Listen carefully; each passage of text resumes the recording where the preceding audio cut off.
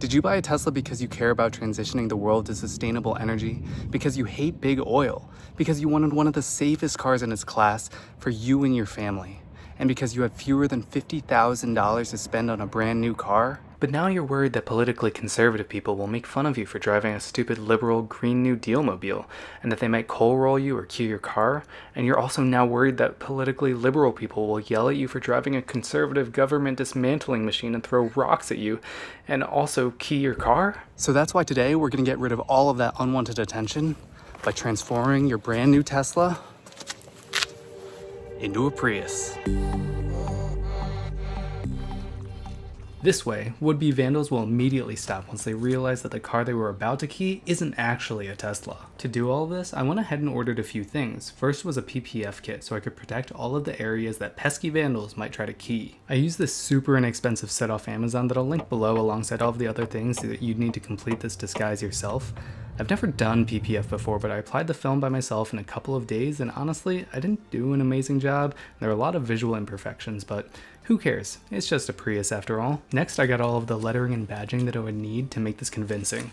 I got most of it off of Amazon, but some of it I needed to get from AliExpress. I used tape as a guide to line up the letters in Prius to Tesla. Luckily, they shared the same amount of letters. Then I placed all of the letters, I took off the tape, and then I went back and re-measured and leveled to make sure that everything was aligned and looked good. Once I got the Prius badging in place, it was time to remove the Tesla badging that would inform all of those pesky vandals that this might actually be a Tesla. If you use a hairdryer or a heat gun, the adhesive gets a little bit loose, and then you can just use this tool that I found on Amazon to scrape the letters off. Next, you're going to want to remove the adhesive because you can obviously still see the letters. For this, I used Goo Gone, and I just dabbed it on, let it sit, and then started scraping. I had to do a few rounds of this where I would spray, dab, let it wait, spray, dab, let it wait, give it a few minutes, and then come back with a scraping tool and a cloth and scrape it off. In total, it took about 4 rounds per letter of this, so be patient and you'll get most of it off eventually. This is totally optional, but I put on the PPF that I got from the kit on this rear light bar diffuser area, and I just squeeged it out and made it look a little bit more shiny. And it's the same exact process if you want to remove the dual motor or launch edition badging.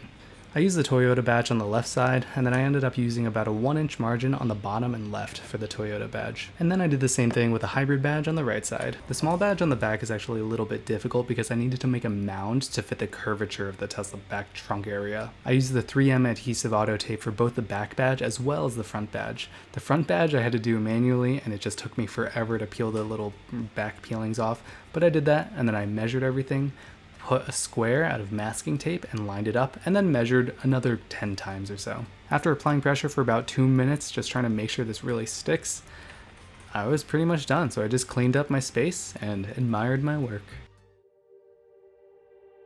This genuinely looks a lot like the new Prius, and I've already had people think that I'm driving a Prius. Like, not even kidding, people in my life are like, oh, I see you got a Prius, interesting. And I did stop at a supercharger, and I had a bunch of people taking pictures of the car and just making comments like, what the heck is that? That's so funny. I think almost all of it looks pretty good, like it could actually come from a factory, with the exception of that top small badge on the back. I did it to match the small badge that you'd find on a Prius, but if you don't have something that curves exactly to fit that Tesla rear end, it's not going to stick super well. And if you feel like there's something missing, you could add a bumper sticker to complete the look. But if you do too good of a job, you might start anchoring the other side again, so better put one of these for good measure.